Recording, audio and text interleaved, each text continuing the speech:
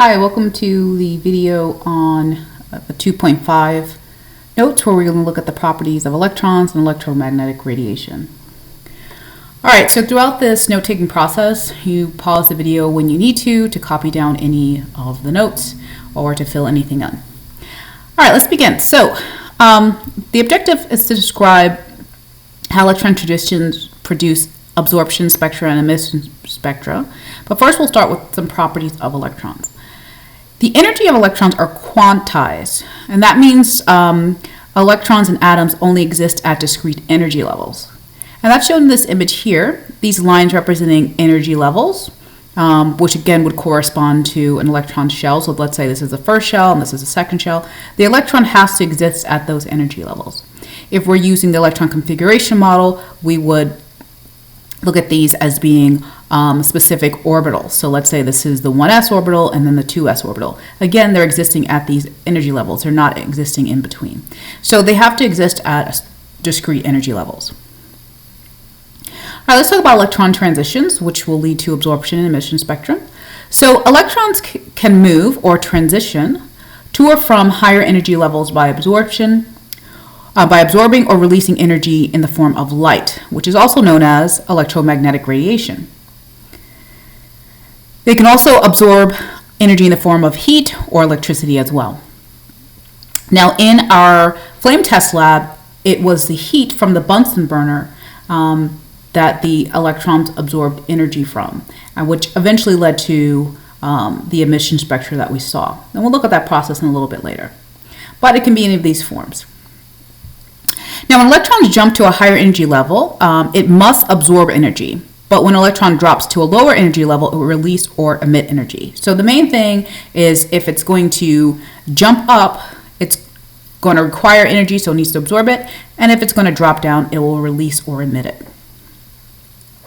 Now, when an electron absorbs energy in the form of light, it produces an absorption spectrum, which looks like a continuous spectrum or a rainbow with black lines. And you can see that here. So you see it looks like a rainbow, and then there are these black lines, and those black lines correspond to the light absorbed by the electron when jumping from a lower to higher energy level.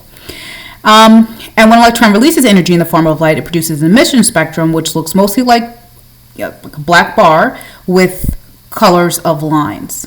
Okay, and we can see that here.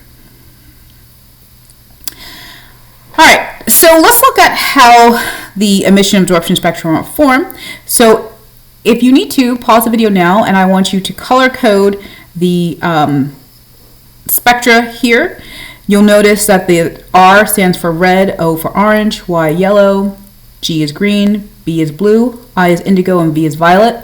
Try and use as best colors as you can to get this color coded. And the different colors are separated by dotted lines.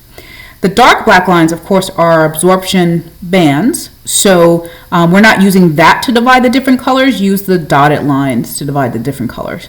You'll also notice that near each dotted line, there are the wavelength, which tells you the range of the red, orange, yellow, green, and blue, indigo, and violet light. Take a moment to do that for both of these. Color them in as shown here. And if you need to, pause the video. Okay, so let's look at the emission spectrum. So during emission spectrum, electrons jump up. Okay, so let's say we have 1, 2, 3, 4 electrons here at this low energy level. Maybe it's the first shell, who knows? And if this electron absorbs energy from the red region, okay, that electron, it can jump up to an energy level that corresponds to the amount of energy of this red light, okay? So the electron absorbs energy. Actually, this should be, let's make it from the black line there. Absorbs energy from that region of red light, and it jumps up, all right? Now let's say this other electron over here, the second electron, this electron is going to absorb from the green. So I'm going to start with a band end. So the reason why that band becomes black is because that energy has been removed. Like that band of light has been removed when the electron absorbed it. And so it jumps up to, let's say, this energy level. Now you notice the gaps of these absorptions are different, and that's because the energy of light is different. So the energy of light that is absorbed corresponds to the gap.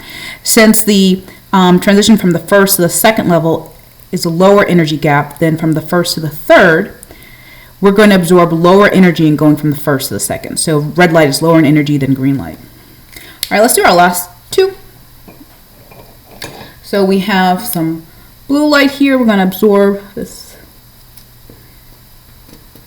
third one here. Absorbs blue light. Blue light absorption. And it jumps up. Enough energy, boom, to jump up to that level. And then finally, our last one here is going to absorb some indigo light, and it'll jump up to the corresponding level. So let's go here.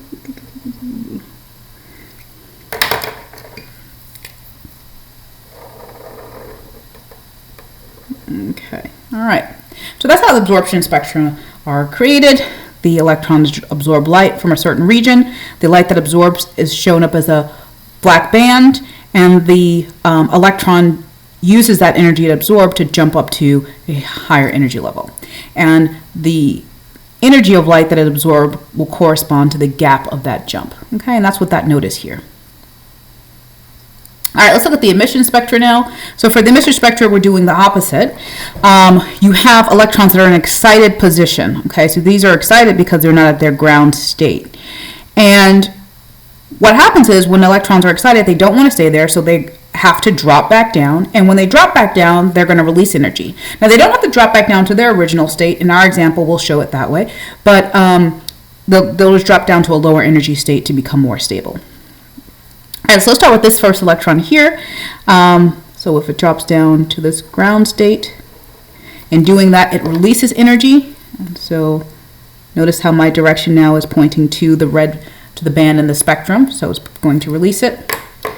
And then the second one, and dropping down, it releases energy. That corresponds to the green. And here it releases energy.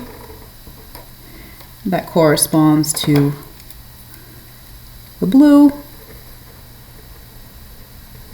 And here it releases energy. That corresponds to the violet. Okay.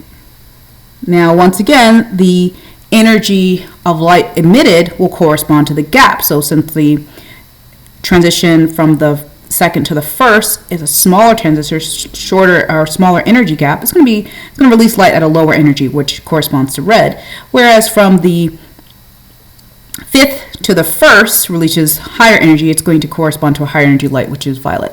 Now, if I were to draw this more accurately, the waves would also correspond to the energy. So for red, I should have drawn longer waves, okay? So I could have drawn longer waves for the red, because the longer the wave, the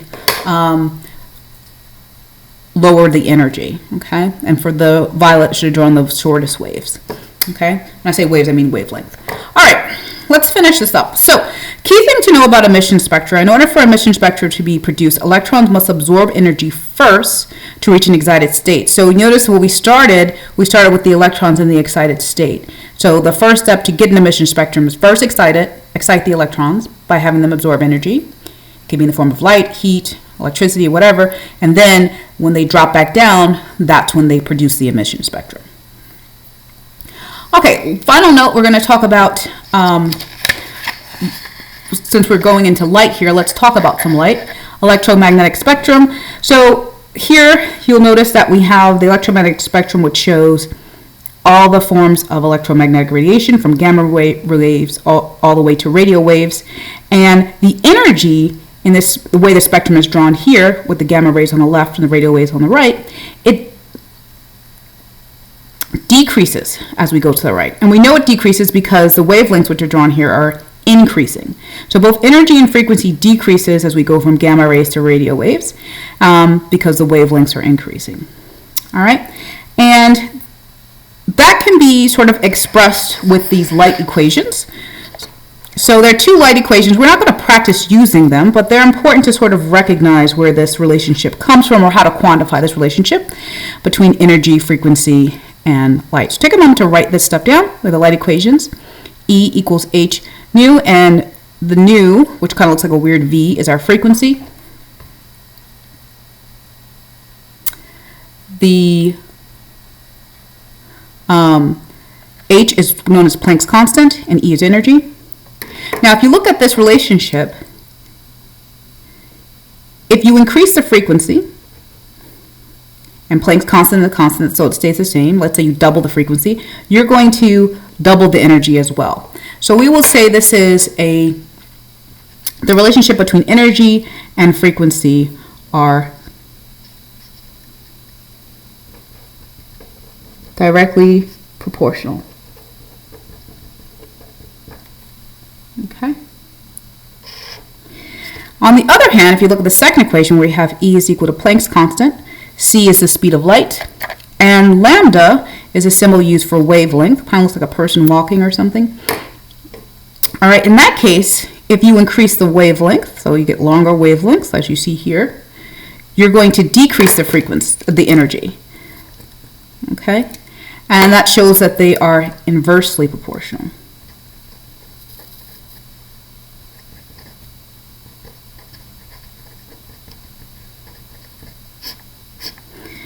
So this quantifies that relationship, and the reason why that is the case is because the wavelength is in the denominator, so if you increase the value in the denominator, the overall value will decrease.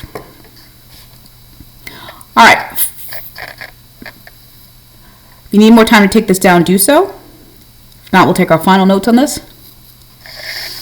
Final notes. For visible light, it's important to keep in mind that red light is the lowest energy visible light and violet is the highest energy. A lot of times we think of red, we think of a lot of energy because we think of heat or things like that. But we have to realize that we're dealing with light here and not pigment, which are two different things. So the color of light and color of pigments are different.